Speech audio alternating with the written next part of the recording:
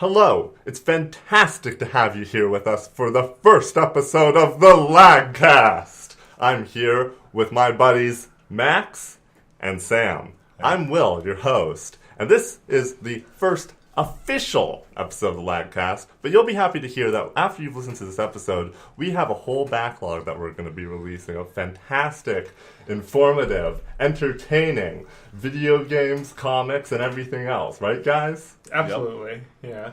Although I do want to warn people, the farther back you go, there will be some roughness. There will be some of the, us getting our legs as we kind of launch on this project. None of us has any experience in this, and we're all going to be kind of learning this together, but hopefully we're polished enough at this point that we'll be able to deliver an entertaining episode. Yeah, we've been practicing a lot, and I think we're a lot better than when we started. We're much better at speaking, frankly. I can tell you that. I am personally. And we think you're going to enjoy the content that we offer. But we do have a little warning for you. Yes, an official warning. Sam. Our warning is that this is not a spoiler-free podcast. We are spoilerific here. Love them, all the time. But the thing is, we're pretty polite about it. So, if there's something big coming out, and you're a common listener, feel free to contact us. Let us know if you really, really don't want to be spoiled, and we'll give you a warning if we end up putting spoilers in the episode. How about that? Yeah. And then we'll also try to avoid it if we don't feel the need. Yeah, I think that we don't. It's not that we're here to spoil everything outright. It's that we wanted to be able to talk about things in depth. We want to be able to get into the nitty gritty in a comfortable way, and we don't want to constantly have to be offering disclaimers of like, "Oh, yeah, we're about to say something." Like, just be aware that we're going to get into it. Like, that's what we do here. But if there's something real juicy that's like a hook, then we want to talk about that. We want to talk about what we really like. What we really hate. So let's talk about something that really pissed us off this week. Yes, the first official stupid thing of the week. Yeah, so we got FarCry5, big new video game release, real hyped for it because we like co-op games, and they had really marketed this game as a co-op game. It has a unique co-op, quest line, essentially. Mm-hmm. And we were all really excited to experience that because most games don't do that. And so we were so excited that we just automatically assumed that this co-op build game would come with built-in split-screen couch co-op. Yeah, and that's not the case. So maybe the stupidest thing of the week is us. We are, indeed. Now, we got played for fools. Now that said, since we've been playing some Far Cry 5, well, at least me and Sam have, but you've been watching some. I have caught a little bit, yeah. Both you guys and some of streams from some guys I like to watch on YouTube. Yeah, what do you say we start off by talking about some Far Cry 5? Go for it. All right. So, Sam, you've been playing Far Cry 5 too. Yeah. So how has your experience been so far? It's been mostly positive. I like the gameplay a lot. The graphics are outstanding. Far Cry games have a reputation for having the best graphics. Yes. Yeah, that's true. Looks great. The story is intriguing. I am a little bummed out to find out that I will not be finding any bladed melee weapons in this game. They seem to want to leave that out of the game when they made it, and because of that, the melee feels like all the weapons are kind of normalized. They all do the same thing. There isn't really any variation there. You're just clubbing everyone? Just clubbing everyone. But did they have bladed weapons in Far Cry 4? I feel like you could at least get a machete. Okay, that sounds about right, yeah. I feel like the machete is another staple of Far Cry games that people love. Personally, when I'm playing a first-person shooter, I like going with a knife and a pistol and seeing how far I can get with just those two weapons. Yeah, they could have definitely put a butcher's knife or something in this at the very least, even if they don't want to go all-out katana. Now, you guys have separate styles of playing in this case. Now, I believe the case is that Wil immediately embarked on the stated quest line once he got control of his character in the game. Whereas Sam, you went off the beaten path and just went in a random direction. Am I correct in hearing that? No. I mean, I just kind of went where the quest lines took me for a while, but after 3 or 4 missions, I did get to the point where I just wanted to drive down the road, fly around, and mess some shit up. Right. Now, because I believe that Wil mentioned that you found a dog early on that he, following the quest line, still hasn't run into. Yep, that's true. I believe, actually, he missed that dog because early on I was watching him playing, and he found a seaplane very quickly, which allowed him to go from near the first island where you started out to the next quest line down the road a ways very quickly. Where I took the road to get down there, mostly walking through the woods, and I came upon an extra town, just a little place near a farm, and there I was able to liberate the dog Boomer. Boomer. Yeah, and the dog is one of the special characters in the game. There's like 3 animals, 3 men and 3 women that are special allies you can have with you. They're like extra powerful compared to normal people that you can just recruit throughout the world. Right.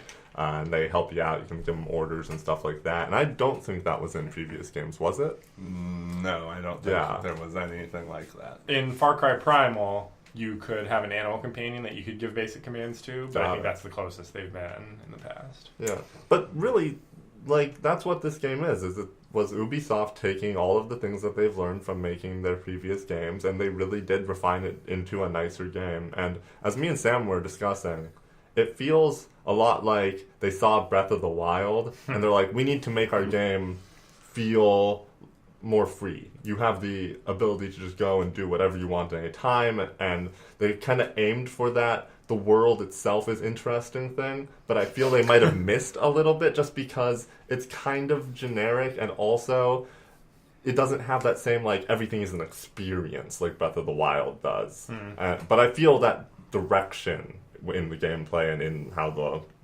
game plays. Yeah. Do you feel like, even compared to previous Far Cries, the world isn't as immersive? No, I feel like the world is actually more immersive. Okay. But it's about the freedom that they give you in this game compared to... I didn't play Primal, but I remember in 4, like, you get a little freedom, but you're still really stuck to that main quest line for the most part. And I don't feel that at all in this game. I feel like I can just go and do kind of whatever I want, even though I am following that quest line. Right.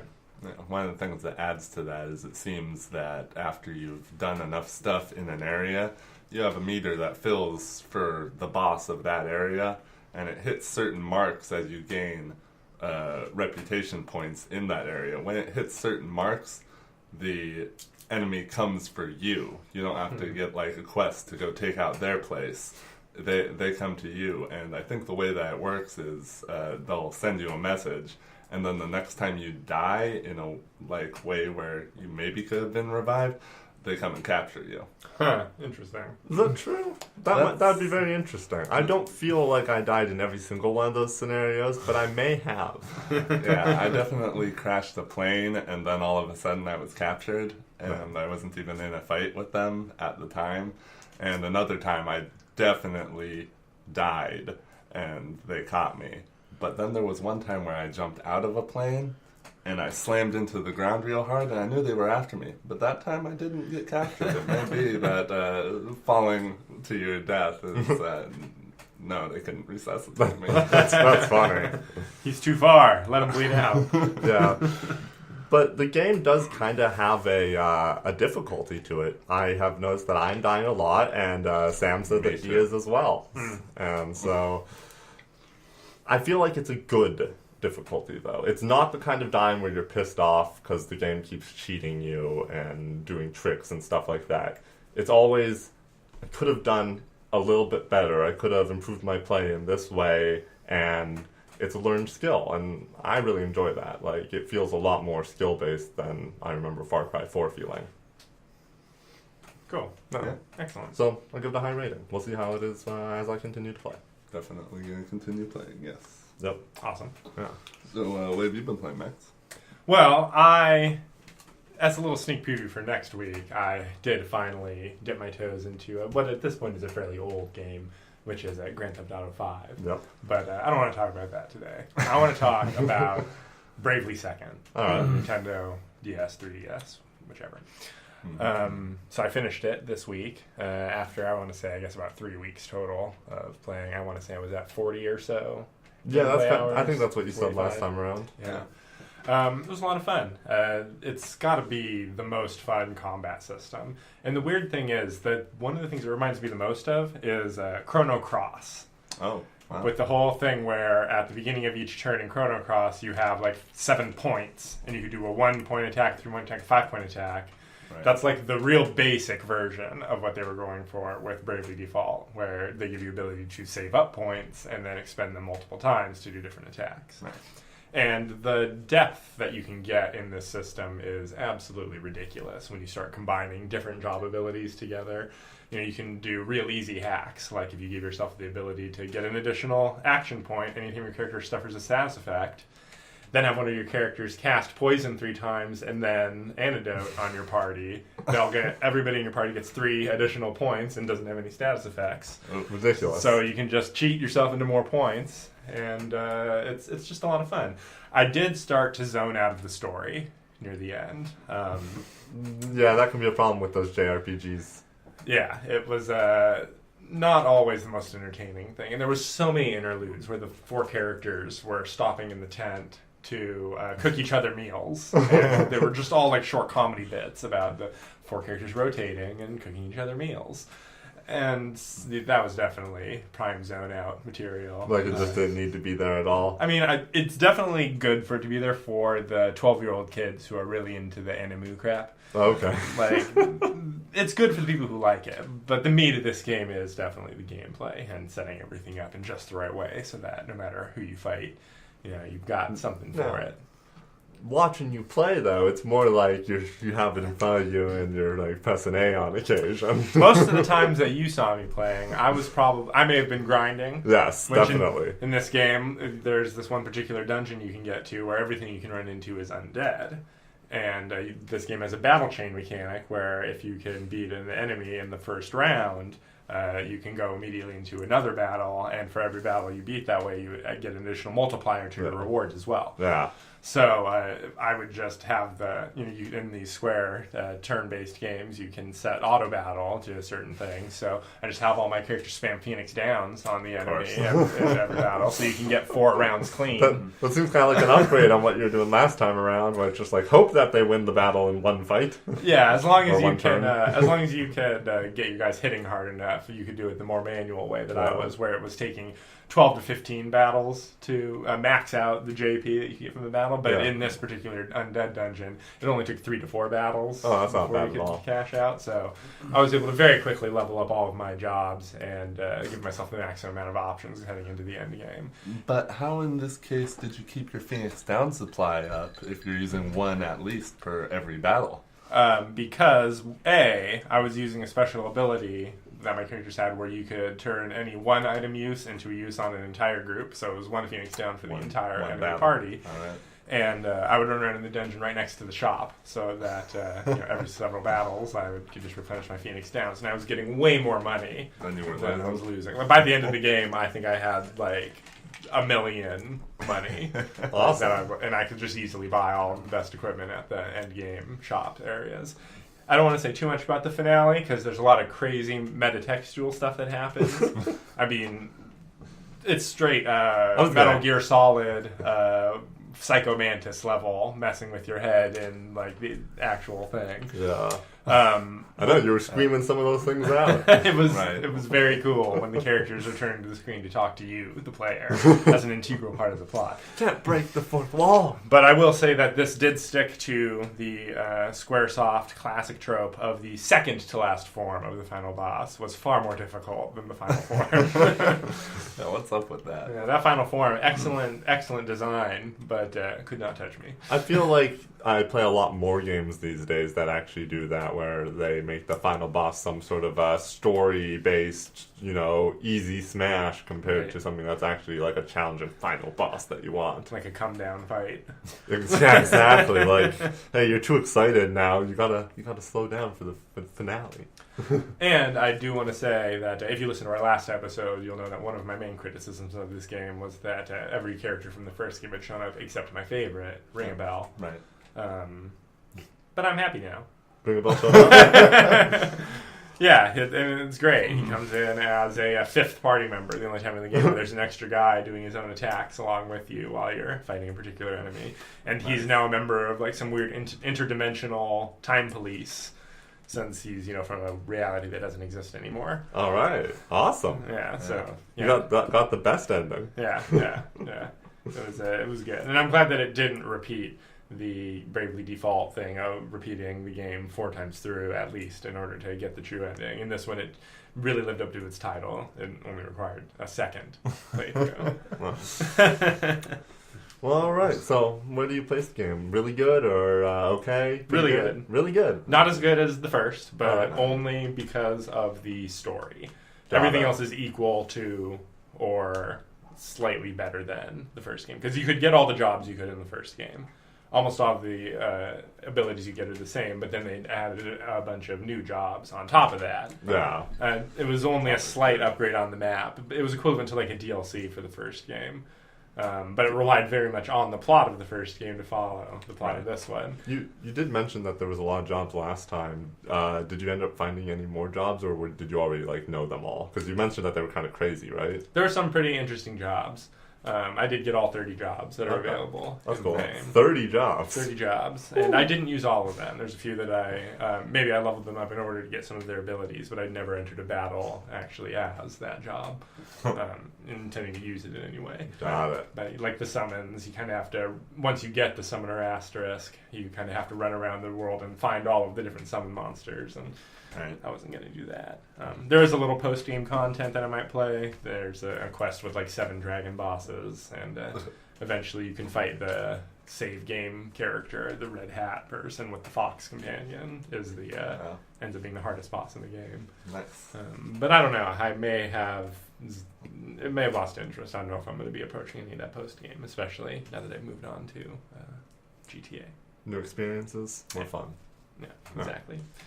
Me and Sam also have been playing a new game, which we talked about last time a little bit, A Way Out, which we never, since we didn't record last week, we have not talked about the finale, but we did play it a little while back, so memory might be a little foggy, but it was a great finale. The game is kind of ramping up the whole time as you're going, so last time around we had only played the first half or so, and it was a good game, and we were enjoying it, but it felt a little easy, felt a little too Telltale Games. Right.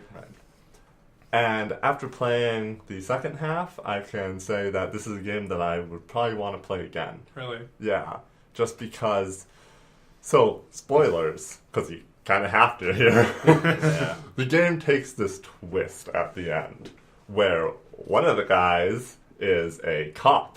And Sam was playing a cop, and he decided to narc me out, and suddenly we got into a fight. You get the choice? No. Oh, okay. Yeah, no. It seemed like it had to happen. Yeah, it had to happen, exactly. But basically, we ended up in a little bit of a contest with some shooting and some punching and a boat chase. A where boat he was chase. in a boat, and I was in a helicopter trying to shoot him down. And it was fantastic. And in the end, it all came down to this final point where we had to spam square or X, I don't remember. Yeah. And the game had us do challenges earlier, where we would arm wrestle and stuff, and we'd have to spam against each other. And our arm wrestle, it went on forever because we were matching each other. But at the end, I think that what happened is that it changed how many times we needed to press it, essentially, depending on how well we had done up to that point in our competition. And he came out slightly ahead of me. But slightly ahead. I see, but it couldn't have been just a straight win. It had to have been. No. I did at one point shoot him while kind of hiding behind a metal beam, but my gun was kind of through it, so I'm just like, I'll shoot him anyway. Yeah, so that was kind of annoying, but it was whatever. Even though I lost, it was a great experience overall. I really enjoyed that ending after that whole game. It is a game meant for brothers. And it would be good to play again and see what happens if the other guy wins. Yeah, exactly. Yeah, really, because then the criminal's winning. The real criminal. Right. Yeah, but I mean, he has a wife and kid. Oh, he's a great guy. Yeah. Great guy. He's just a criminal. And yeah, so I really enjoy The Way Out. Yeah, no, it was really good. I got more out of it than I was expecting. Yeah, that is true. And then the last thing I'll mention is that me and Sam have been continuing to play Deep Rock Galactic. I got somewhere over 80 hours now, which is pretty insane for this game. and almost all the stuff, and continues to be a fun game. And Sam has gotten some achievements as well. I've unlocked all the gear. I've gotten good armor. It's a fun game. I've probably played like 100 hours. Danger, darkness, dwarves. It's a great game. Rock and stone. Highly recommended. Rock and stone to the bone. Rock and stone. All right, so that will complete video games. But what do you say we talk about some video game news? Yeah. Tell us with some news. All right, so I'm just gonna go through Will, some of these. no bump? No we bump? just start talking about the news? Oh my God, you're right. It's time for that time news. for the news. News. News. I think we might have to do better than that. Yeah, we might need some real bumpers. All right. Yeah. Bear with us, folks. All right. Anyway, Moving on. all right. Video game news. So I'm just gonna go through these first two together because they're kind of related. Yes. So the studio behind Hitman, IO Interactive, have been acquired by Warner Bros., who have also announced that they will be now releasing the definitive edition of Hitman. This is the Hitman 2016. Yes, the Hitman 2016. So they're going to put everything together, release a new version with some updates, probably put the graphics to whatever they can max out on the Pro now and stuff like that, and release a new updated version. I see. Which, that's for cash. But at the same time, the fact that IO Interactive found a publisher that they were willing to work with, and it's such a large publisher, they probably got a pretty good deal overall, and they probably kept control over their property. So we'll be seeing another one of these. And it will be very well funded because it's Warner Bros. Interesting. I wonder if they'll be tempted to try to do another full game, or if they'll do this episodic release structure again. I think that they will, because they've made comments on how they felt that it was really good for the game, and overall made the game do better. You can take a lot of time on each level. Yeah, exactly. And since they continue to release stuff all the time, even now, it's like that's the type of game they want to have. Right. Nice. Yeah. All right. So I've been kind of ignoring the PUBG news for a little while, just because we kind of went through our PUBG phase. But I felt this was worthwhile. So they've been working on this half-sized map for a little while, and it's finally ready. They released it on the test realm, and people are saying really good things about it. That it makes the game a little more Fortnite speed, and that because the game is a little more hectic, it's actually easier for newer players, and then I'd imagine us too going back after such a long break. I wonder. Yeah. I don't know if it'll get me playing PUBG again, but I think it's a good move by them to release a smaller map overall. Yeah, start varying things. That's absolutely the way to go for them. Exactly. More variety is always a good idea.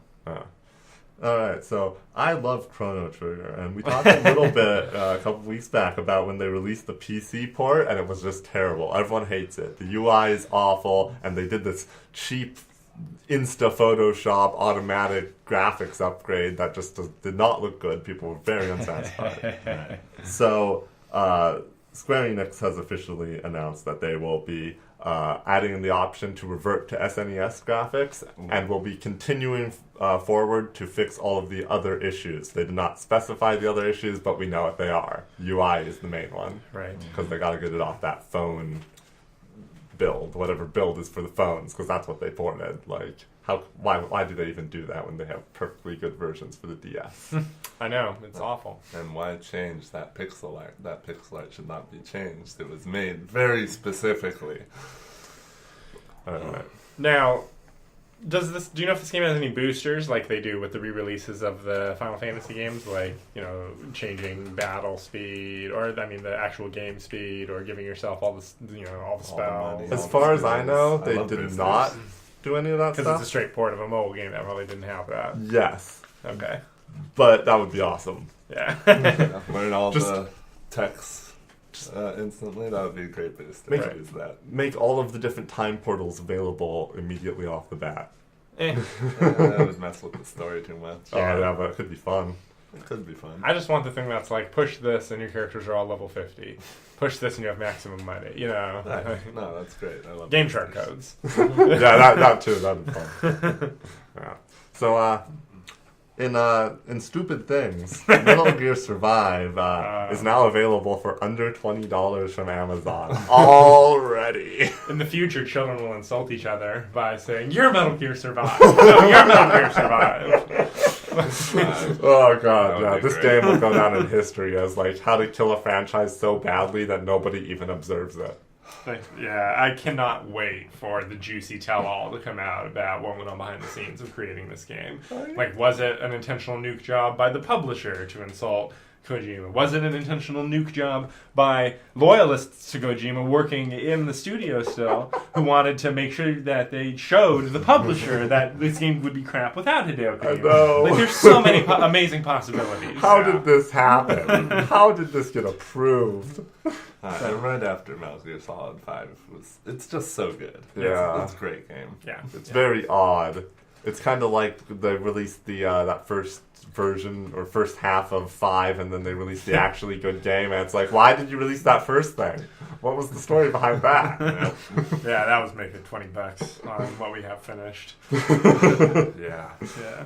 Alright, so I say before we get to the biggest piece of news, we jump down to these 2018 game releases and just mention these real quick. So I thought that there's only 2 here that I really cared about, and that's the fact that Yakuza 6 is coming out for the PS4 on April 17th. And Sam, I think you played a little of the last Yakuza game and you enjoyed it, right? I did enjoy it. Yeah. But, so yeah, another Yakuza game. It's probably going to be like all the other Yakuza games. I might play this one. Yeah. And then we also have God of War finally coming out on April 20th. And that's looking like it's going to be awful. Yeah, are you playing as the kid? What's going on with this? Yeah, I don't even really know, but I have heard so many horrible things that April does not look like a very fortuitous video game release month. Yeah, there's, not too much of interest here. We got the South Park game coming to Switch. I never played this one. I played the previous one. You planned to play this one, though. You just never got around to it? Just never got around to it. Because that's the thing, is, like, I'll probably get it when it's on sale sometime, because they're fun, but they're not super compelling They're games. not $60 games. Yeah, precisely. Not to me. Once you played one, you kind of get the idea. Yeah, it's just it's a South Park episode that you play, essentially, right? Oh, yeah, absolutely. Yeah. And they can go pretty far with a lot of things, since they don't even have to try to get it past Comedy Central. That's hilarious. Pillars of Eternity, I played the first one a little bit. What even is that? It's like very much like a classic Baldur's Gate style RPG, Oh. like the isometric viewpoint, create a character from nothing, start out in like a weird dungeony forest for your first thing, and kind of move around and learn the game as you start. I just have never had the patience, honestly, for that kind of game. That's fair, But people really like that. So if you are a fan of like the Baldur's Gate 2 or any of those popular ones, then Just Baldur's Gate Dark Alliance here. right, yeah, which is sort of a different gameplay almost. That's the closest I think we ever came to liking that style. Yep. But yeah, who cares about the Nintendo Labo? Yeah, Not me. exactly. I do not care about the Nintendo Labo. Yeah, Yeah. skip it. It's for little kids. Right. Yeah. Okay, well. This is of particular importance to me. Would you do the honors, Max? So they've officially let us know, I believe by having a play test and letting several people try out the game, the things that are going to be different and the things that are going to be the same in the re-release of Dark Souls. Yep. That's going to be coming out for all systems, including the Switch. Will, I think you've pulled up the article here. Lay the first one on me, and I'll give you some context. All right, so I'm not going to hit all of these, but I'll hit some of the ones I like. Like, particularly the fact that they're kind of aligning the game with a lot more of the Dark Souls 3, like, PvP and interaction rules, like increasing it from 4 to 6 players, which I think is a really good move. And but they're not just straight up doing that. The dried finger is going to be required to make it 6 players, and they're moving that earlier in the game, and I think that's going to be really good. Plus, dedicated servers should. Oh yeah, definitely. That's the biggest thing. Let's be honest. Yeah, because we can't have lag stabbing all day. Yeah.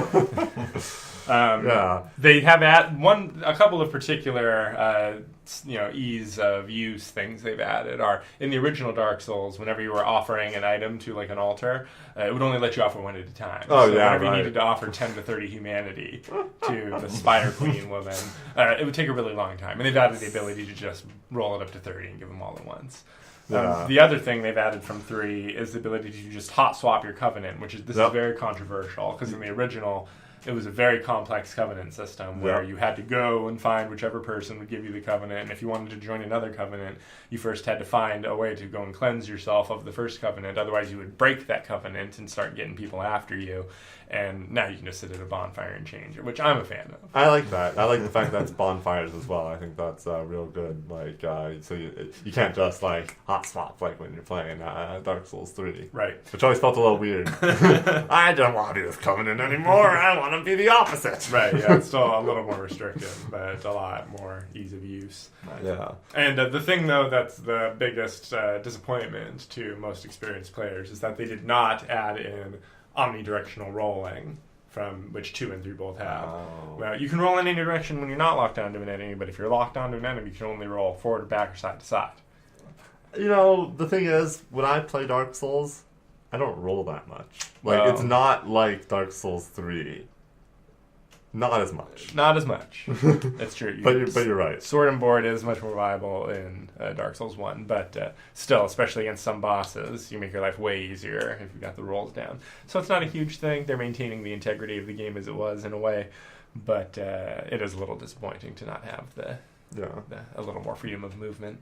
Right. But overall, it really is quality of life improvements that they're doing, and they may have missed that one, but they did hit a lot of others, and while I got most of them, I thought that they're adding a bonfire to the blacksmith actually seems like there should have been one originally. Yeah, that guy is a real pain in the ass to get to. Almost the blacksmith. Yeah. And then also the fact that when you hold up or down on the directional pad, it is going to automatically swap to the first item that you equip. So that's going to be very important for that PvP, which they're clearly trying to improve. Yeah, hopefully, though, they didn't speed up the drinking of Estus. Because in 1 and 2, it takes so long that it's not super viable in PvP. Yep.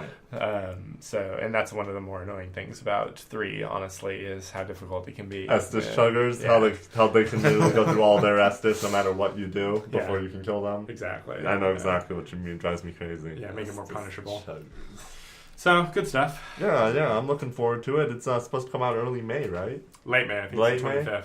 Oh, it's too long, man. And some people are saying that, like, if you've already played Dark Souls on PC with the DS fix to up the resolution and improve the UI and everything, that it isn't a huge upgrade over that. It may not be worth full game price to pick up, but I still am going to. I just cannot believe that, just because the graphics have to feel so much better, because I go back to play Dark Souls 1 and it is noticeable. In the one video I watched of some gameplay, a YouTuber was pointing out that a lot of the vegetation that's just like on the walls and stuff, that's static in Dark Souls 1, is moving in the new version. So I like that. There's definitely some good improvements. All right. Well, that's good to hear. Yeah.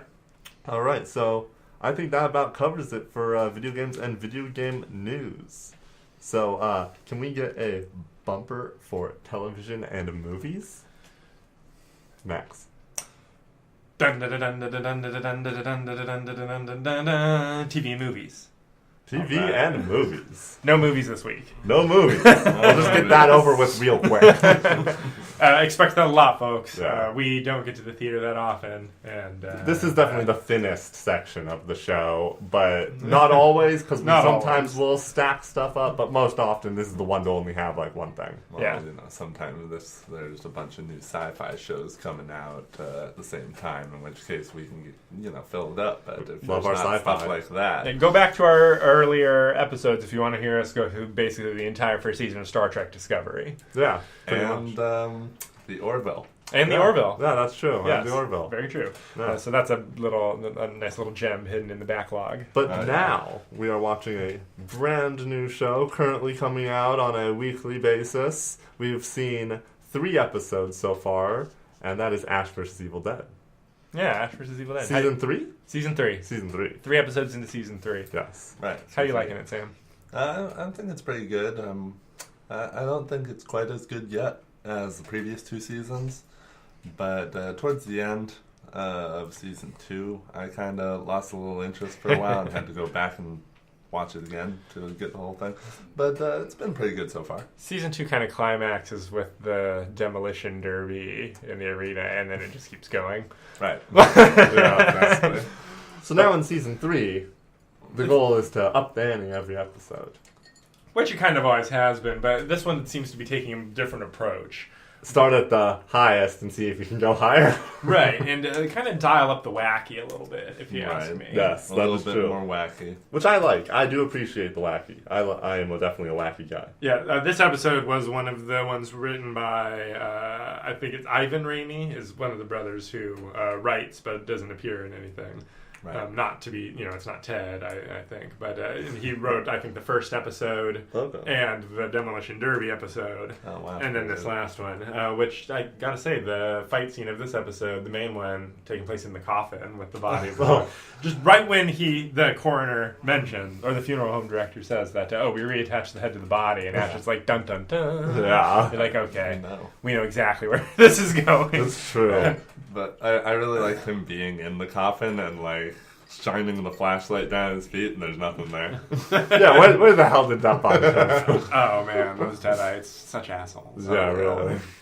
But and yeah, it was honestly, I liked this episode probably more than the first two, just because the first two are so trying to get that gross extreme shock value, Right. and that's not what I'm into. This episode went more for a more classic style of scares, both with the stuff in the woods Which was good. and the extended sequence of the dead body reanimating and going and taking a shower and washing off. Oh, yeah. Rot of death. Right. Which was just bizarre. But And it's weird to me. I don't understand why she needed to do a special ritual that seemed all specific in order to bring this particular guy back to life. But it seems like they can just reanimate him if they want to reanimate. But was he definitely a Deadite? Did his face ever change? I can't remember. He was. It didn't say, and we were watching it with subtitles, and it didn't say Dead Brock, or it said Dead Brock, right? Or Corpse Brock, or it didn't say Deadite. It didn't say that. It said some other. I want to say it was Corpse Brock, or I get the impression Yeah. that he may have been brought back by other means, and that, sure, he might be evil, but it might be something weird and bizarre and He might be new. more powerful. yeah, what's up with the moths? The moths? Or the butterflies or whatever. What is it, a wasp? What she used to bring him back to life. Oh, They were right. moths, right? Yeah, they were. Because they saw some one. kind of bug. They showed one in the hallway Oh, as yeah. well when That's he was in true. the shower. Okay. I So don't know. I'm wondering what's going to happen. Like maybe he's full of them. Oh, God. Yeah, that is what he is. He's a Mothman. Gross. That would be cool. Yeah. Yeah, and super funny that the other guy is already out. Yes. New guy. The Knight of Sumeria. Yeah, that guy. He- Whatever well- his name was. Well, he's a Deadite, but we don't know if he's out.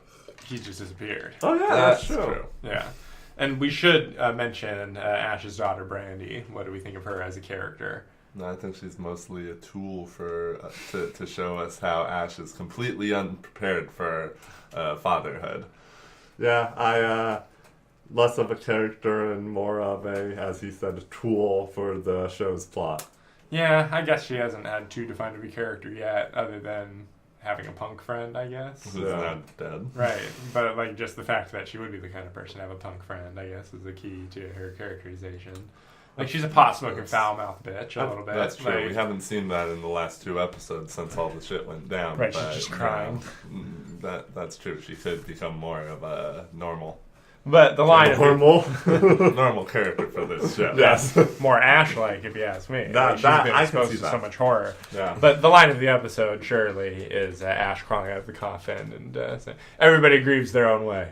Yeah. As the head of his ex-wife rolls off of his lap. I know.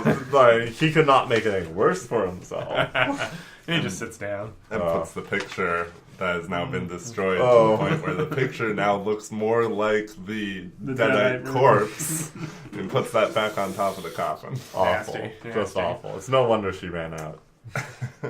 Yeah. But, pretty good episode. I enjoyed it. Good, good. Yeah. Gotta continue watching. Yeah. Well, new episode Monday? Or was there a new episode last Monday? We're 3 behind, brother. We're 3 behind? Yes, I believe we're up to episode 6. Or All we'll right. be, maybe it's episode 6 this Sunday. Got it. Well, we may have to watch 2 or 3 in a row at some point. Yeah. I think 2 is reasonable because they're not too long. Yeah, like 22 minutes. Yeah. All right. Any other TV to talk about? Yes. Oh. I started watching an anime, not a new anime. It's from 2006. Actually, I looked it up today. I think it's more recent than that. I think it might be 2012. Oh, really? Yeah. Oh, wow. Okay, so fairly recent anime. Yeah. Jojo's Bizarre Adventure, Excellent. which you have talked about in the manga, I believe. I don't think I've ever talked about it on the show. Oh, no. I think we're going to be saving it for one of our special comics YouTube episodes. I think he may have mentioned it once, but it was like in reference to something else, not that he actually talked about it. Gotcha. So you've watched enough of the show, I think, to get through the entire first arc of the show, starring part one. Jonathan Joestar. The first JoJo. And you're some length of time into the second arc, which in the manga is called Battle Tendency. The first arc with starring Jonathan is The Phantom Blood. Oh, And the story of Joseph is Battle Tendency. Yeah, but let's wait to talk about Battle Tendency Okay. another time and just talk about part one for now with Joseph and Dio and basically the creation of both JoJo and Dio as the evilest supervillain vampire who ever walked along the world. Are you guys familiar with the term "save the cat"? Yes. As it relates to writing. Yeah. No. Yeah, basically what it is that in like a screenplay or a story or anything, you want to have the hero save a cat from a tree, or like just do something to show the audience that, oh, this is a good guy at heart. And I feel like they do the reverse of that with Dio, where they establish that he is the most evil piece of crap on the planet by having him Because he murder a kills the defenseless dog. dog. Oh, Yeah. God. He Yeah. totally kills JoJo's dog. And before that, it's shown that the JoJo is a good guy because he saves the girl. Right. Just, He's a true gentleman. just because he wants to be a true gentleman, or he is a true gentleman, so Right. he had to. Had no choice in the matter. He got beaten up. Right. They're made of good stuff, these JoJos. Right, so good versus evil, totally going on here. But then Dio comes along and kills the dog, and he steals the first kiss from that girl. And from that point on, it's just, it's obvious that these two will not be able to coexist. Dio Brando. Yes, a true piece of crap. Oh, yeah. And then to make himself an immortal vampire, on top of all of that, and poisoning JoJo's father who raised him, it's it's a great story. Yeah, just seeing a little bit while you watch it here and there. My only comment is that it's the most DBZ thing I've ever seen. But the stakes are so much higher. Like, I hate using this term, but it's literally DBZ on acid. Yeah, pretty much.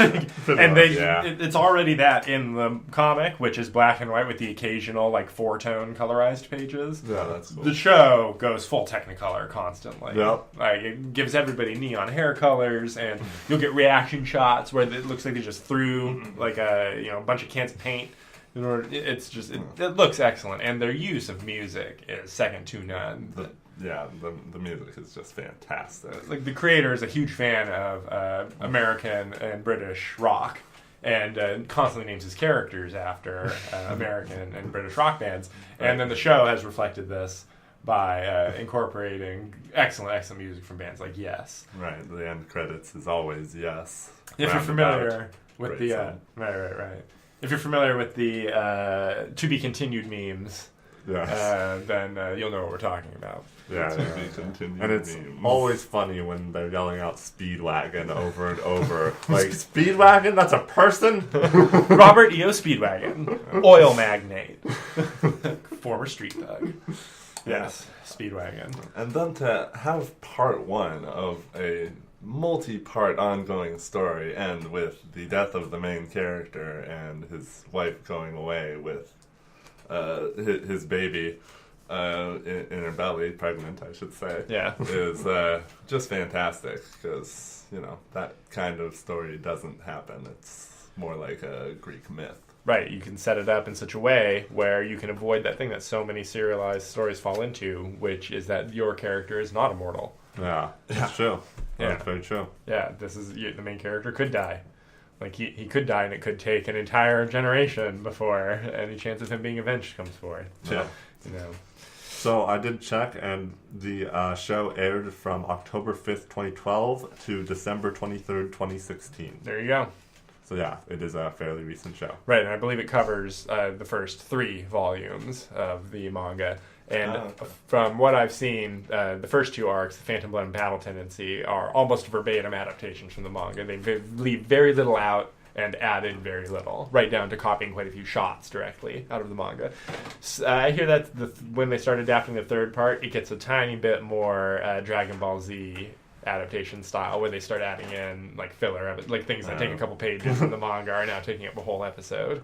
Well, if it's the same quality as filler in Dragon Ball Z, I won't mind. But so few animes have quality filler. Some of the stuff I've seen, I think that most of this is pretty quality. Excellent. Yeah. The humor is there. They're not afraid to laugh and laugh at themselves. Yes. So yeah, I look forward to reading the manga at some point, although I do not plan to watch so much of the anime. I think I will enjoy the manga. Yes. Yeah. All right, so I think that takes care of all television and movies. All right, so we have one section of the show left. Yes. One fantastic section. But first... Yes, there's actually 2 sections left, Will. 2 sections. There's this whole other thing that we do on this show. Oh my god. Yes. Absurd. Now, this is the reason why you're going to want to go back at least 5 episodes. Yes. By my calculation, this started at episode 19. Maybe go to 18 to be safe. Right. And what we did here is that we decided to have a little bit of a fun list segment on our podcast where we're eventually going to get to more characters from more shows and have a big fun list of various genres. But right now, we're taking it slow. We're easing in. We're just ranking the characters from the Star Trek franchises. Now, how many characters have we ranked so far, Will? We've ranked 15 characters. Should we go down the list just real quickly? I don't want to talk about why these characters are listed the way they are. You can go back to the episodes. But, Will, who have we got so far? Okay, I'm going to go through this real fast, so keep your ears ready. Lieutenant Commander Data in spot number 1, followed by Captain Benjamin Lafayette, Sisko, Captain Jean-Luc Picard, Commander Spock, Captain James Tiberius Kirk, Quark, Lieutenant Commander Jadzia Dax, Captain Catherine M. Janeway, Captain Jonathan Beckett Archer, Ensign Harry Kim, Guinan, Neelix, Commander Michael Burnham with an asterisk, because we might replace her later, Commander T'Pol, and Captain Gabriel Lorca at the bottom, because we have decided to make that the real Lorca and not the Lorca we get to experience in the show. We're not rating mirror characters right now. Not yet. That'll be its own thing. Yes, indeed. So today, we're going to be ranking 3 of the heads of security. Ooh. Of 3 of the Star Trek ships. Well, I look forward to this. Now, this is a loaded category. It was actually tough for me to figure out which 3 to rank, because we're going to do 3 and then 3 next week. Yep. I wanted to keep it balanced. So, the first guy I wanted us to rank here was Lieutenant Commander Tuvok from Star Trek Voyager. Ooh. See, this is a hard one, because... The second best Vulcan in Star Trek, I would argue. Yeah! Tuvok is really one of the characters that pulls that show together. His episodes are consistently enjoyable. And don't worry, I'm not even trying to read your paper. Yeah, and I mean, he's a little bit of a dick, but he always gets the job done. He has good advice for his fellow crewmen when they come to him. You know, he's a family man. There's a lot of things that you can like about Tuvok. He's reliable. Very reliable. Well, he's smart. So as a Starfleet officer, he's fantastic. And we didn't see much of it ourselves, but he's obviously fully capable of going undercover in the Maquis and 100% making them believe that he's with them. Which is weird. Yes. Which, I mean... Yeah. Fantastic. You know, he's got several, like you said, lots of great episodes. Yep. It's one half of the character Tuvix. Now, as we start talking about where to put him here and who we're going to talk about ranking him against, I think we can all agree that he's better than Neelix. Yep. Definitely. Let him know that we agree on that. So above Neelix is Guinan, which I think there may be a little debate there. We're going to have to go higher because he's definitely better than Harry Kim. Definitely better than Harry Kim. I think he's probably better than Archer and Janeway. He is a good character. He's definitely my second favorite on Voyager. Yeah, that is true. Now, the question is if he is better or worse than Dax. Jadzia Dax. I think that I have to rank Dax higher just because I enjoy that character more. I know that I have to rank Dax higher.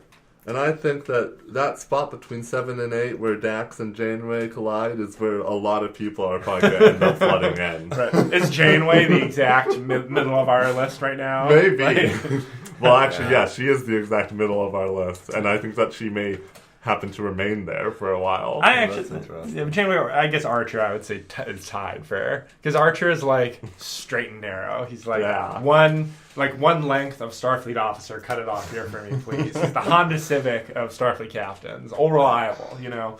Mm-hmm. So yeah, let's pencil in Tuvok. I believe it's Lieutenant Commander Tuvok. Yes. Lieutenant Commander Tuvok. Is that with a C or a K? With a K. With a Yes. K. Wonderful. Next, we're going to go back in time to Lieutenant Reed, the security officer on the original NX-01 Enterprise. Oh my god. There's two very entertaining things about Reed. One is that he came up with the red alert. All right. Yeah, that is really good. Yeah, because like it was taking too long to get all the phasers charged up and get the hull plating thing and get everybody to battle stations. That's by far one of the best episodes. And in the moment where Trip hears him talking about it, and it says, "Oh, what do you mean? Like some kind of read alert?" It might be the funniest line in Enterprise. Yeah. That is pretty good. The other great thing about Reed is that he is essentially a member of Section 31. And I don't believe it's called Section 31. They just say we operate under Section 31 of the Starfleet Charter. Is that true? Yes, but he is definitely part of a shady spy organization. That's weird considering his mannerisms towards... Well, remember, he hated it. He was out of it, and when they called him back in, he was like, "I'm not doing that for you anymore." Like, it was definitely brought back in under duress. Like, he was a former member of this, and it was like, once you're in, you're always in. Yeah, he always struck me as such a shy guy, though. And he's guarded, but he was so good that he obviously got handpicked. Yeah, that's a So, good point. dude is capable, and I don't know that he has that many memorable episodes, though. Right. I can't That is even remember fun. him. The most he gets semi-entertaining in his quarrels when the Makos are placed on the Enterprise, and he kind of gets his weird rivalry with the head of the military unit. Right. And That's they pretty good. they do some sparring on the deck, and they eventually come to fisticuffs in order to work out their problems, and then they're buds. Right. This guy. Yeah. I know this guy. So, Yeah, really. You're right. He's not bad. He's not bad. But No, not at all. he doesn't rank super high in my opinion. He Right. ranks reasonably. he's going to get into that middle portion we were talking about. I actually think that I'd put him below Harry Kim. I'd put him above Neelix, though. Well, just so you know, Harry Kim is 2 above Neelix, Yeah. with Guinan in the middle. Okay, so is he better or worse than Guinan? I think that he is better than Guinan. Now, Sam, do you think he's better than Harry Kim? No, certainly So not. then he has to go beneath Harry Kim to keep our... Can we agree on that, Max? What? Because me and Sam think that Harry Kim is a better character than him. So Yeah, we're already past that. and we know that Archer is definitely better, right? Oh yeah, no, we're definitely. So this is the only place he can go. I think that because he's 100% better than Neelix. It's just whether or not he's better than Guinan. All right, and what is his official title? So he's better than Guinan. Yeah, what do you think, Sam? He's better than Okay, Guinan. yeah, he's better than Guinan. Yeah. He's more entertaining in the end. Lieutenant Malcolm Reed. Guinan is cool. She has good advice. Malcolm? But Reed is, present all the time. Malcolm Reed. Reed. You got it. Yep. Yes. All right, guys. Last is a character who's going to rank very highly, I predict. This is going to be Constable Odo. That's a hard one. Okay, so... No, it's not. He's very soft and mushy. If he wants Well- to be. I'll tell you where we're going to start. Number 6, Quark. Let's say Odo versus Quark. Odo's- Come on. Odo's better than Quark. Odo's better than Quark. He's more integral to the plot, for one. Yes. More integral to the plot. He is our Spock / Data / he's our new species discovering how to live with the rest of the people character, which just seems to weirdly be the automatic way to be the most entertaining character, unless you're T'Pol. That's true. Yeah. Yeah, Odo's a really great character. He is an integral part of Deep Space Nine, and while you may be able to replace some of those characters, he would be one that would be rather hard to have the same show without. Yeah, and some episodes, like the one where we're flashing back to his time as the constable when he has to do that murder mystery thing. Yeah. Fantastic. Their use and the design of the CGI on Odo and all of the changelings was handled in a very good way. Oh, yeah. That CG does not age horribly. It looks great. It still looks great. There's no problems with that. They hide the stuff that they couldn't do and showed us what they could, and it holds up. And the whole thing with him and Kira could have been very cringeworthy, and I feel like they avoided most of the pitfalls of that being an annoying thing. I know a lot of people still have a lot of problems with that. Yeah. But I accept it. Some episodes, like when they do the episode where they meet their descendants on the planet and have to decide whether or not to leave and doom them to not being born, like that's the best version of that episode, which is an episode that Star Trek has done many times. Right. Rough. That one's a real heartbreaker. Yeah, really. Because of all of the cast. Though. Yeah, no, everybody does a great job. Yeah. But he is definitely the key to that plot. Right. So Odo ranks really high. Odo ranks high. But here's the thing. So I don't think that he's gonna kick Data out of first place. No chance. And I even place Cisco and Picard above him. I think almost certainly. Picard's better. Yeah. Now there's this 4 and 5 Spock and Kirk spot, which is right above where Quark is, that he is going to fall somewhere in. He's in there somewhere. So is he better than Spock? Kirk is actually below Spock, so let's start there. Is he better than Kirk? Okay. Yeah. And I say yes. Our bias is showing. Our bias is showing. I want to make an argument for Kirk. But it's hard. But, Kirk is a more entertaining character? I don't know about that. Seeing Odo evolve over the years, the little things that he takes pride in, the changing himself slowly over the time, or playing jokes on other things. I mean, he's very entertaining. I think the only real smack you can take against Odo is exactly what you just said, how the relationship with Kira could be kind of cringeworthy, and at times it is a little, but it's not bad. They handle it really well. And yeah, you don't get any of that with Kirk, but so Odo's just good in so many ways, and even the way he's bad, it's not bad. So it's like, yeah, I gotta rank him above Kirk, because I would much rather watch a lot of Odo than a lot of Kirk. Alright, fine, I'll give you Kirk, but what about Spock? See, I wouldn't put him above Spock. These two compete, man. They compete. I wouldn't put him above Spock for one reason, and that's Wrath of Khan. Spock is so good in that movie. Alright, do it. Between Spock and Kirk. Alright, between Spock and Kirk. So he's our new number 5? Is he because he's not officially Starfleet. Constable. Constable Odo? ODO? Yep. ODO. Alright. So, that does it. And so, for today, we got Constable Odo in spot number 5. We got Lieutenant Malcolm Reed in spot 13. And we got Lieutenant Commander Tuvok in spot number 9. Sounds good. Yeah, that's pretty good. Alright, and I'll have the next 3 security officers for you next week. Ooh, I can't wait.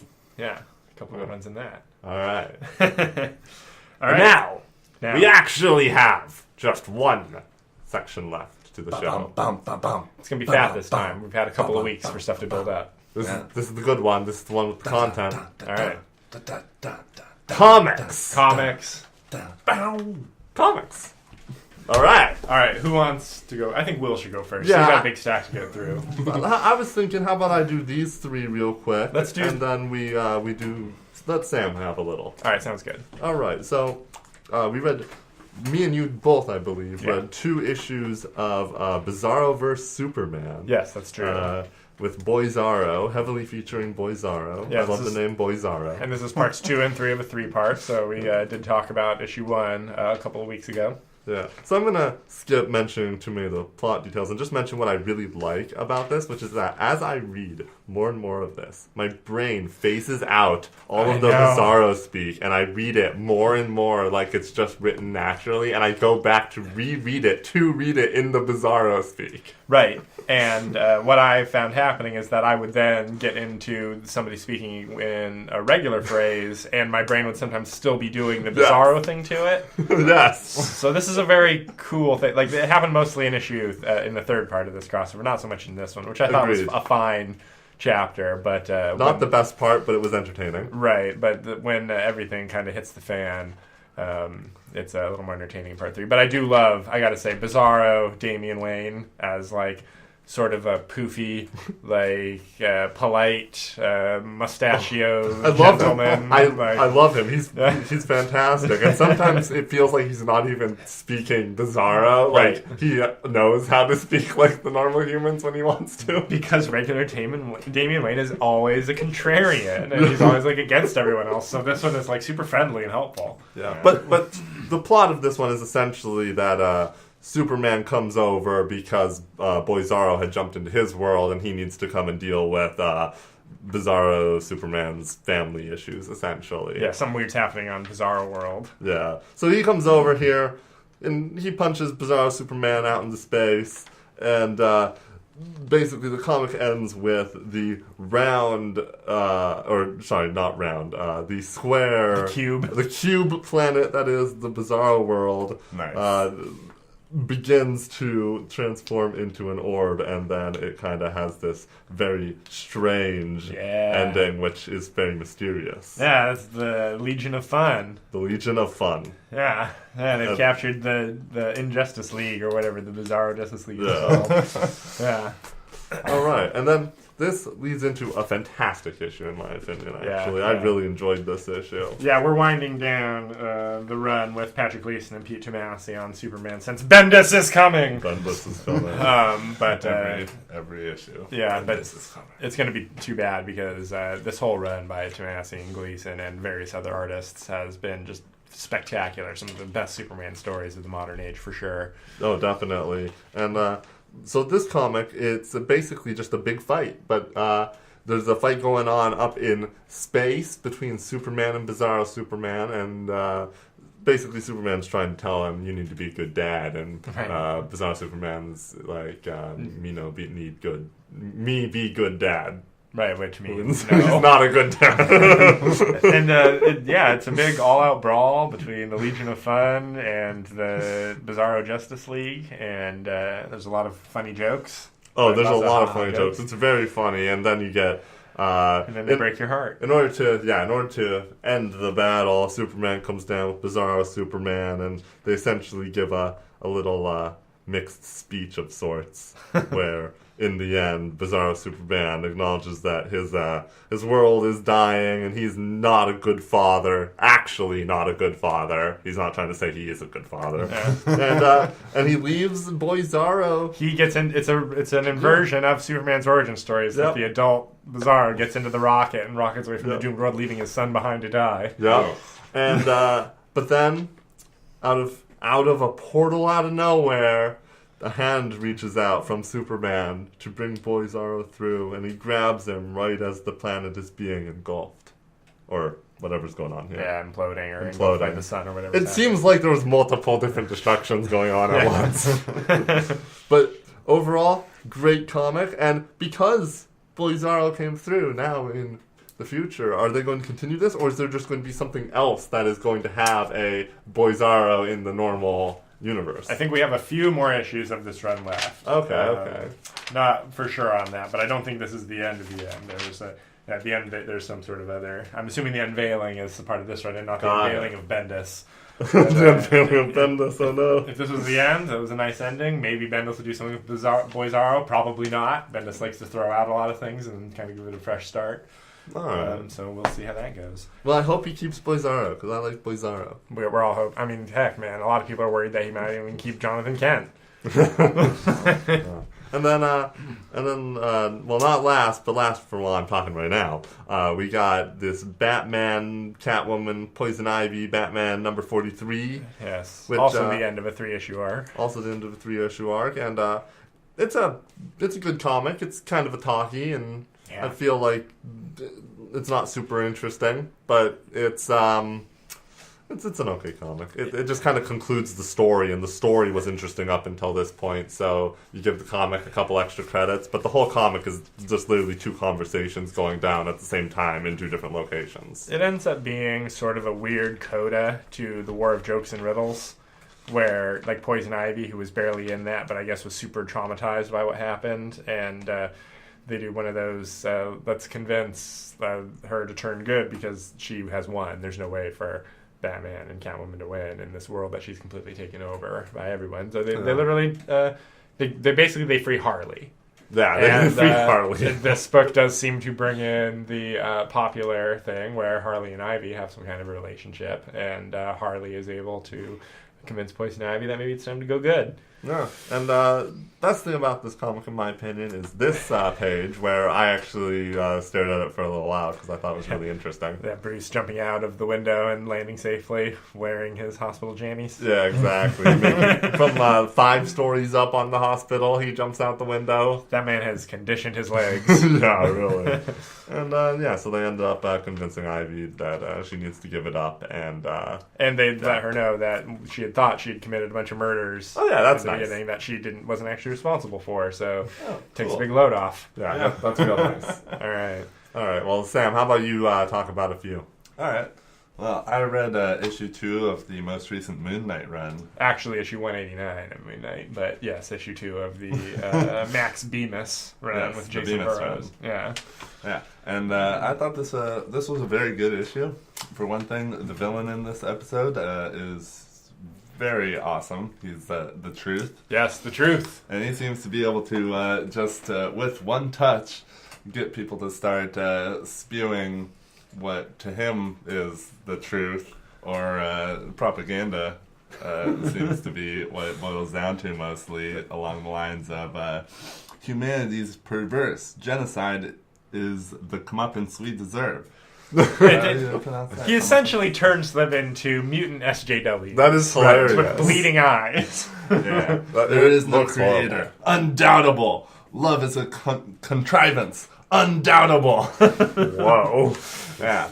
And usually a character who can do something like that is like a small guy, skinny guy, maybe a kid. But in this case, the Truth is a big, hulking, long-haired behemoth. Yeah, he pretty much looks like Triple H from WWE. Yeah, exactly. Also in this comic, the new bad guy, Ra, from the previous issue, seems to be looking for Moon Knight in order to kill him. So that's more to come in the future. But in the meantime, Moon Knight has to take out this big hulking Truth guy.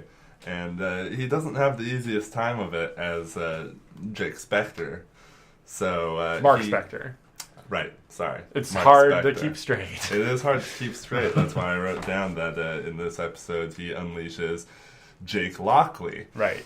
Who seems to be somewhat immune to the Truth's power because of the kind of stuff that he's seen and done in his life. So he is able to actually fight back, whereas Mark Spector was almost taken over. Yes, he started to get affected by the Truth's mind perversions. Yeah, but he's already got 4 guys in there. Yeah, 3 guys and a god. 3 guys and a god. Maybe. So it wasn't as much influence over him, the Truth had, as he does over normal humans. Right. But releasing Jake Lockley seems to do the trick. He rolls up his mask, takes down his hood, gives himself the whole tough guy appearance, and looks a little more Batman-ish. Yeah, and then he throws boomerangs right into the Truth's eyes. Yes. His moonerangs. That seems to do the trick too. The trick. So, yeah. Once again, very good. And I like the art. The Jason Burrows art is it's clean. I like it. It is very clean. So that's a good issue. Looking forward to reading the next ones. Catching up a little. Thank God you didn't drop that on your head. Yeah, Moon Knight actually looks pretty good. I might want to read a couple issues sometime. People love that character, man. It's one that I have a huge blind spot in historically, but he's been around in Marvel since I think the 80s, maybe the 70s. People love him, man. He's one of those guys who just won't go away. I think it's very strange that I had not heard of him previous to this podcast when we started talking about it. I didn't know about him until he started showing up in video games on the PlayStation 2 or 3. Okay. So a few generations back. Yeah, is he in like one of the Marvel, all the character games, but like not playable or something? I feel like he was a character, like a support character that you could call in maybe one of the Spider-Man games in the past. Oh, yes. You're running around the city. He is awesome. New York based and has no real powers, so that would make sense. Yeah. Yeah. So what's next? Well, issue 2 of the Terrifics came out Yes. this week. You read this. I read this. I like this. I liked it.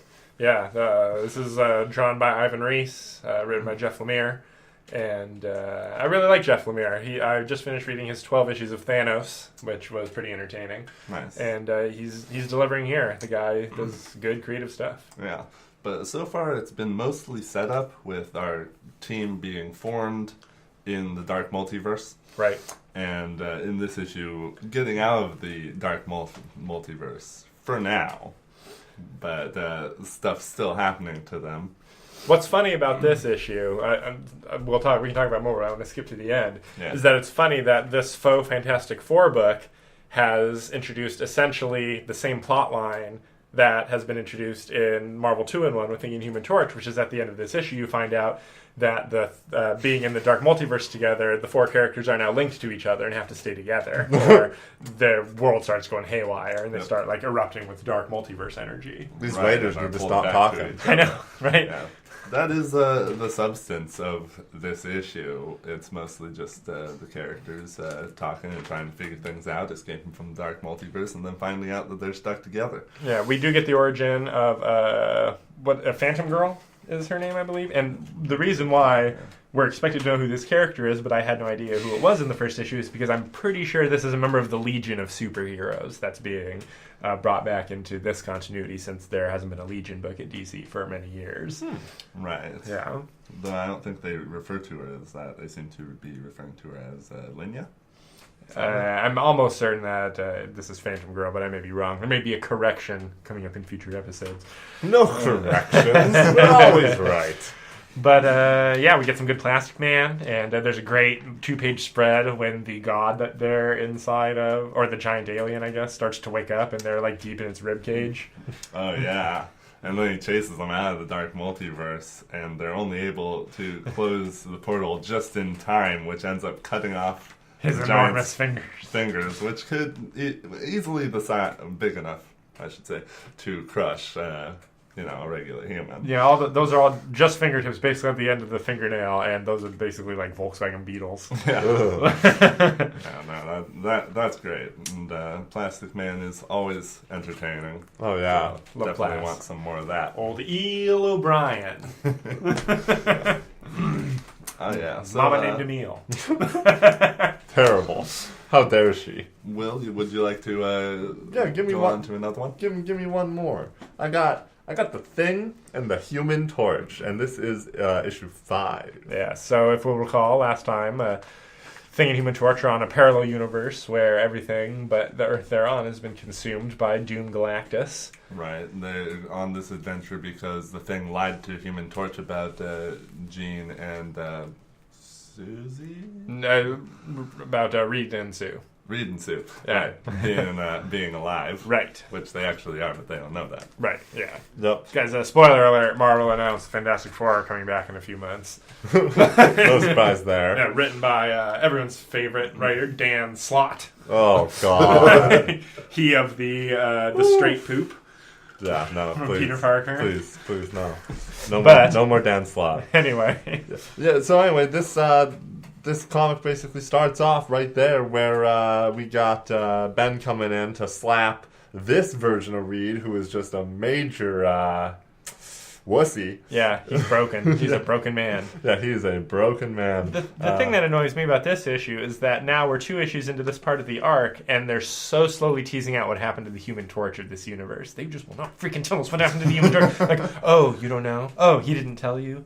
Like, that's so annoying. I've been zoning all that out because I don't care. I do care. What happened to Johnny? Like, the only reason they would be holding it back is because it's big. Well, that's true. That is true. What I did like was running into the humanized Norin Rad at the end there. You know who Norin Rad is. It's the Silver Surfer. Oh, right. Yes. No, the end of the issue was really good because the Silver Surfer shows up. But overall, Doom's coming back because he's finished eating everything else, so he has to eat her now. He has no choice. Yep. So the first hint we get of this is that the Doom Surfers show up. Yeah, the Doom Surfers. And these guys are just like mini Dooms, and they're kind of ugly and mean, and essentially a Doom. They're Doom bots. Yeah, exactly. Doom bots turned into Silver Surfers. Yeah. Awesome. And basically, we get the Fantastic Four essentially coming together and teaming up in order to save this world with half from our world, half from their world, getting together to make it happen. I gotta love Susie making herself just an invisible mecha suit to fight in. Oh yeah, that's an excellent application of. I mean, there's been an X-Men character that's their only power for a few years now. But Nice. Yeah, why not, Suze? I didn't even notice that. That's pretty good actually, because she is the head of S.H.I.E.L.D. in this world. She has the technology. Susan Storm is one of those characters who there's hardly ever any good stories with them lately for some reason. Just like Iceman. But continuity-wise, they are basically at the top tier of power levels of all the characters in the Marvel Universe. Iceman is essentially he's a water elemental, and he can at his highest level when we've gone to the future and seen other versions of Iceman that have mastered the right. He's basically an old wizard with a giant ice beard who can just control everything about water. And yeah, Suze. Anything she Invisibility wants. and shields, and mix the two together willy-nilly, however you want. Yeah, that's power. Yeah, the adding force fields to Susie's power set was one of the best moves that Marvel ever made. Yeah, sounds like it. So, and old Victor shows up. He tagged along. So this is pretty good, actually. I like this part of the comic when suddenly Victor Von Doom from their world shows up. The infamous Iron Man. Yes.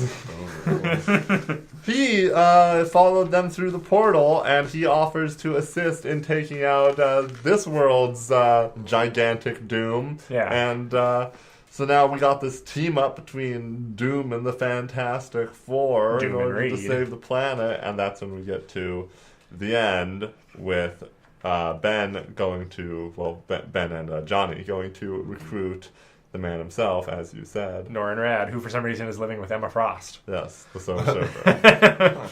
Yeah. And so hopefully we'll get the conclusion to this little bit next month. Yeah, look, next issue, they're going to be tied up to a machine. There's some Doom bots.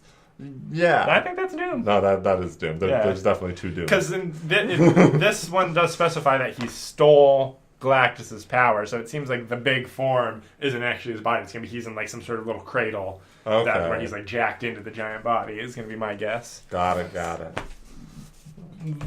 Let's talk about the big guy. All right. We can talk about this one. All right, so we finally got the conclusion, issue 6 of the greatest crossover of the last couple of years, greatest DC event, I should say. Oh yeah, that's Scott Snyder and Greg Capullo's Dark Knight's Metal, and it's metal, baby. And this is quite the conclusion. It really pulled it together, and that is the most amazing. Let me just say, first of all, 48 pages, no ads. Oh, wow. Oh, yeah. And trust me, when I was reading this, I'm like, 15 minutes, no problem. I can read this. And then, Plastic Man has been an egg for this entire crossover, which we have learned in the Terrifics is because he was saturated with Dark Multiverse energy from his first foray into there because Batman used him as a probe because he determined he was the only thing he could use. And but when he came back into the regular universe, he couldn't stay in any form other than an egg, otherwise he'd start exploding with Dark Universe energy like they are now in the Terrifics. Right. But during the final battle, they're already descending into the Dark Multiverse, so Mr. Terrific says go for it, and we get one of the best Plastic Man pages I've ever seen. He is turning into so many things at the same time, guys.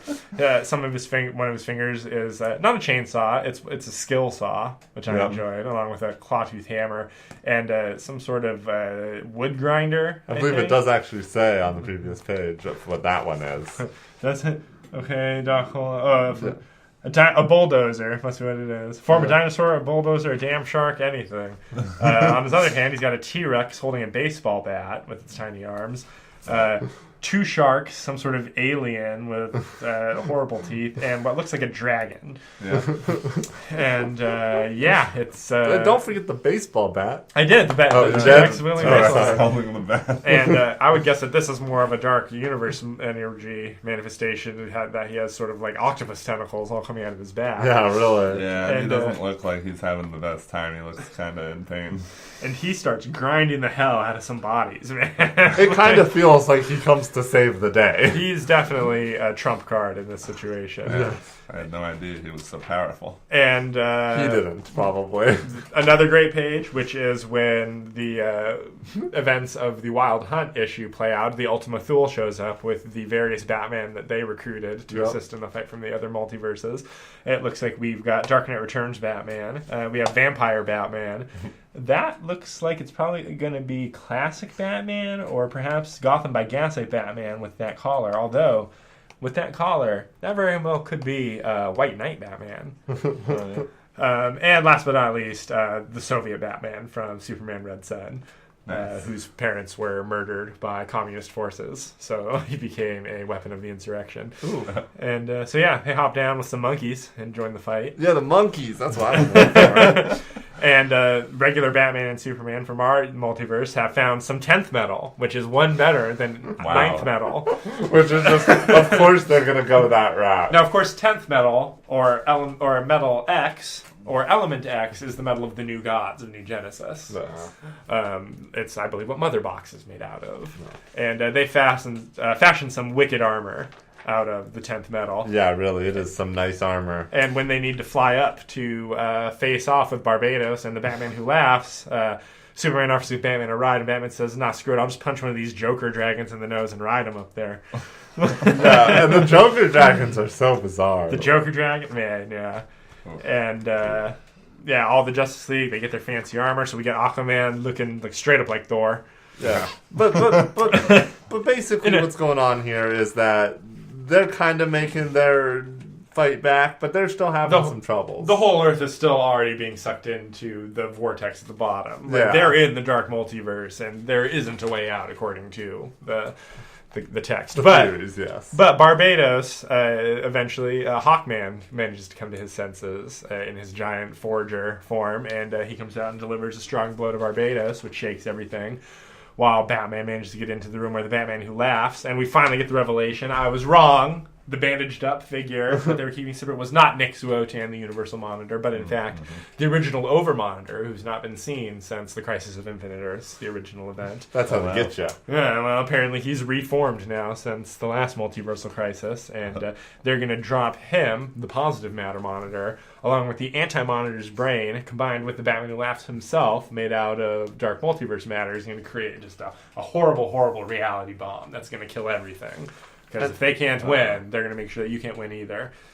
Batman himself, he can't beat the Batman Who Laughs in a one-on-one fight, and he starts to lose. And this is because the Batman Who Laughs does not have the same rules that Batman has. He just pulls out a pistol, the same pistol that killed his parents, and shoots Batman. Right in the gut. Right in the gut. But Batman has a trump card he doesn't even realize. I think Batman planned for this. Oh, yeah, but I mean... Now, here's the thing. You didn't read the two... Batman Who Laughs. Right. Did not even realize. But because he's the ultimate version of Batman and Joker together, there's nothing he can't imagine happening. He has planned for every contingency because that is what Batman does. Mm-hmm. Now, what you don't know if you only read the 6 issues of Metal and didn't read the 2 lead-in one-shots, Dark Days of the Forge and Dark Days of the Casting, is that Batman, for some reason, had been keeping Joker locked up in a vault underneath the Batcave for several months at least. Wow. Yeah. And we never found out why he was there. He does escape because Hal Jordan goes down there with Duke Thomas, and Joker totally clubs Jordan and gets away. But it pays off when Joker shows up in the final battle. And the only way he got up there is that Batman brought him, man. Well, but here's the thing. Joker pulls off miraculous things, and his whole thing is that he has to make sure that Batman doesn't die. He needs his Batman. And Joker has come prepared. He's got a couple of tomahawks that's bat-shaped that he's decided to use in combat. He brought all bat gear, essentially. He brought all bat gear, and they get him. Like Joker manages to cut off Batman's finger. Like they get him. Yeah, that's a brutal cut. Well, of course, the team up that's going to beat Batman Who Laughs is Batman and the Joker together. Yeah. That's the best team up there is. Now, Batman does mention Joker. To be clear, we never speak of this. I know, I like that line right there in the middle of the fight. Like, we've already won, just never say anything. And they do manage. They kill Batman Who Laughs, and the Hawkwoman manages to take the heart out of Barbados, and that doesn't kill him, but it takes him out of the fight. Yeah. And then it goes Captain Planet. It really goes Captain Planet. And they all join arms and use the power of the 10th metal and all of their armor. And all the strength of the world and the people in the world. And all the strength of all the people in the world to remake the Forge and to recreate a new Earth in the image of the old. The old Earth is gone and died, but they did conjure a new one.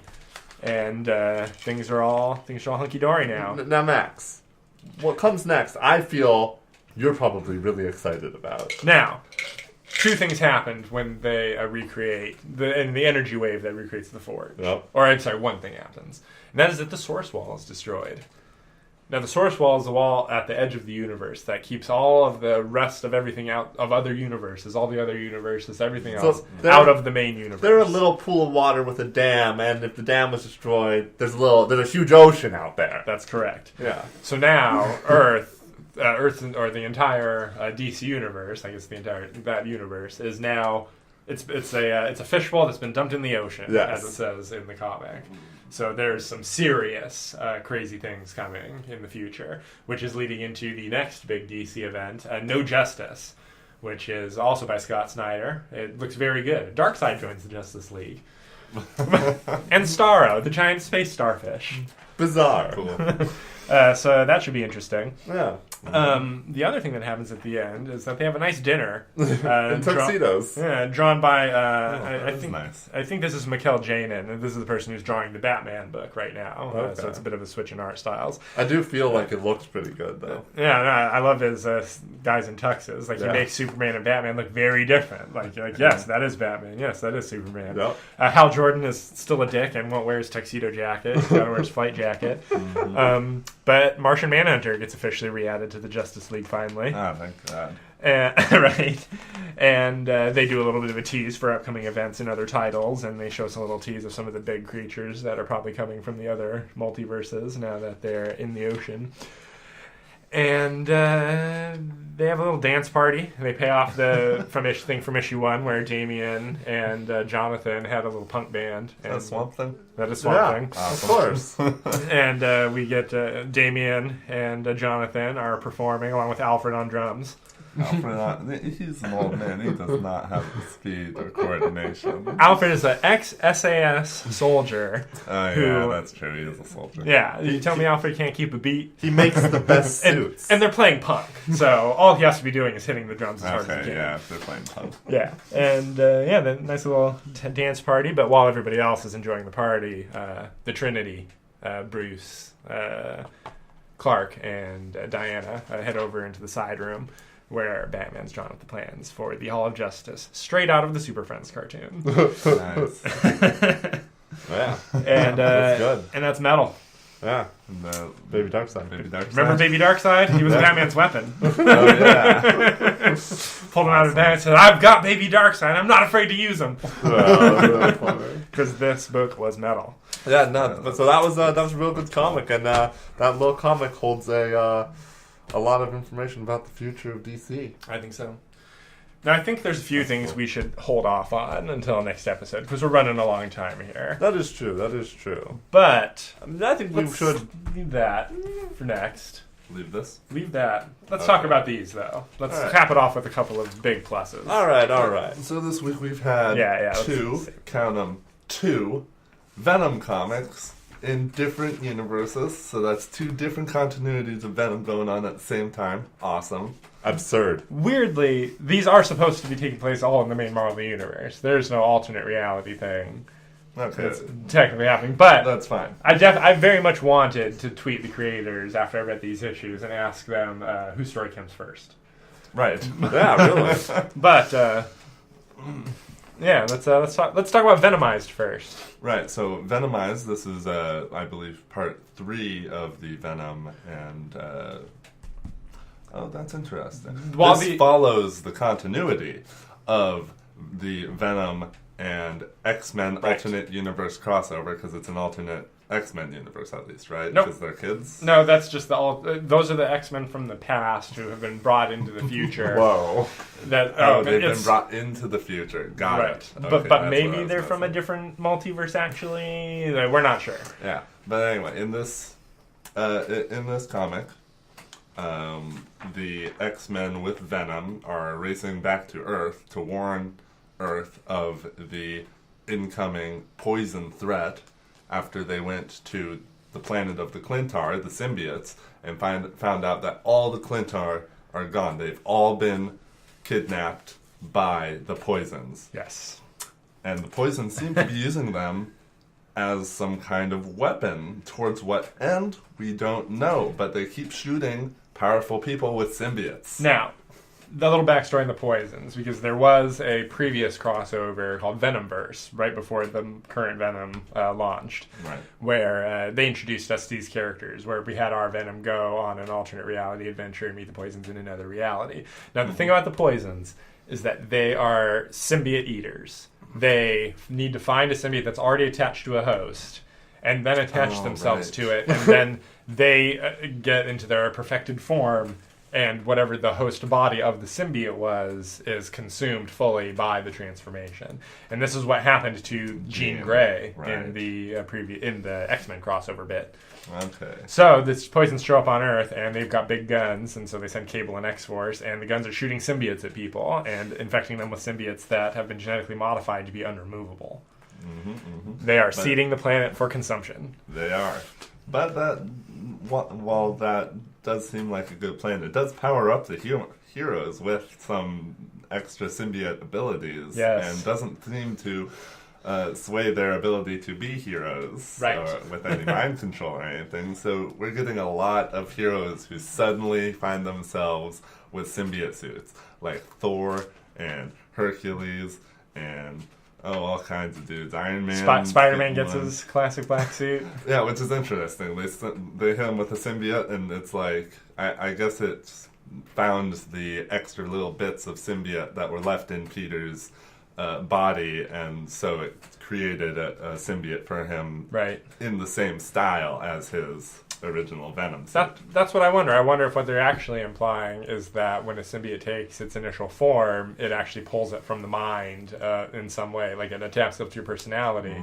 And so that's just what Spider-Man's symbiote is always going to look like. That would be pretty cool if that were the case. And it was only because it had already imprinted on him that it kept that design when his original symbiote moved to Eddie Brock. Right, but then it also morphed a little bit in Eddie Brock's way with because he has the mouth and all of that, whereas Spidey doesn't have the mouth and all that because he's not going to be doing that, slobbering all over his victims. And when Flash becomes a symbiote, when he gets the Venom symbiote, it gets that military look. Right. Yeah.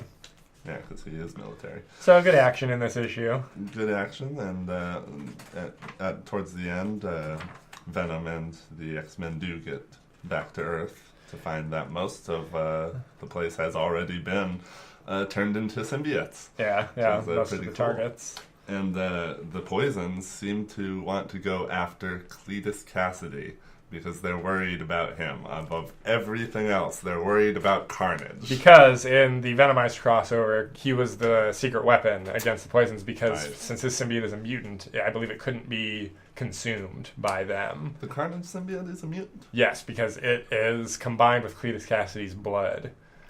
This was set up in Maximum Carnage, where even if you murder the symbiote off of him, there's still bits of it in him that can reform just from his blood cells, which is the thing that comes up in this, because once they get Cletus Cassidy, who appears to not have Carnage at the moment, they're trying to bond him to another symbiote, and it's fighting with the Carnage in him, and it seems to be very painful for him.